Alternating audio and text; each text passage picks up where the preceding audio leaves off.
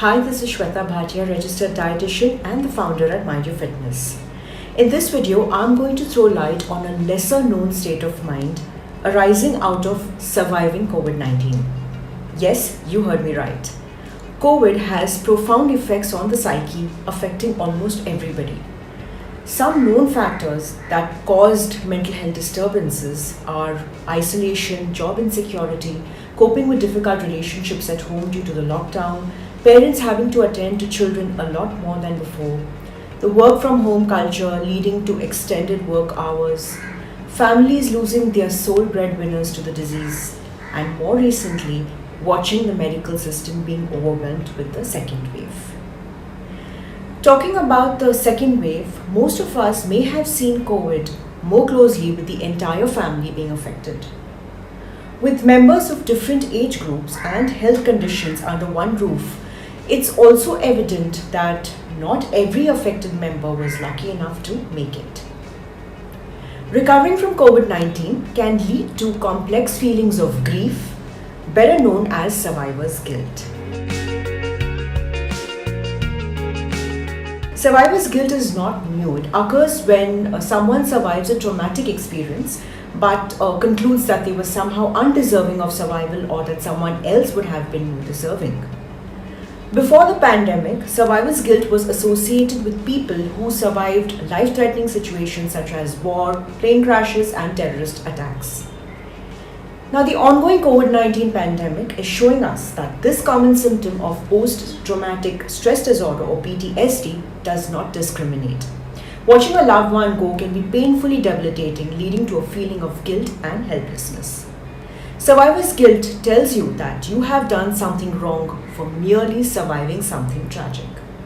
Sometimes a family member may feel they were the carriers of the virus or brought it home, and it took the lives of their near and dear ones while they made it. Now, who is at risk for this? Experts say that no one is immune to COVID-19 survivor's guilt because we're all experiencing collective trauma, but the severity can vary from person to person. Having a pre-existing mental health condition may increase the risk as you have lesser ability to cope with grief. It may also be seen amongst healthcare workers and those who have experienced more ideal outcomes during the pandemic. So, for example, less loss, better economic status, and now even having access to the vaccine, whereas others are still looking for this access. Symptoms of this syndrome include anxiety, depression, headache, nausea, sleeplessness, and fatigue. It is sometimes difficult to diagnose as the symptoms may overlap with many other physical and mental health conditions.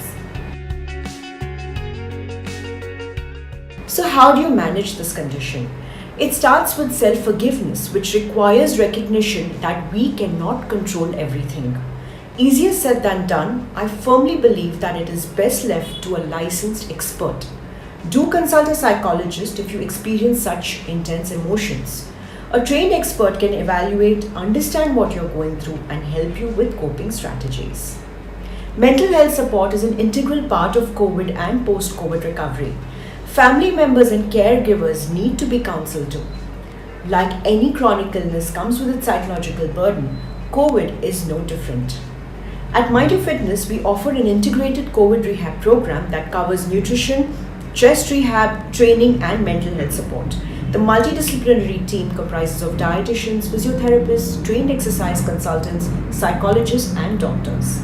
I'm also the founding member of the NGO called Talk to Me, where we offer mental health counseling to the less privileged.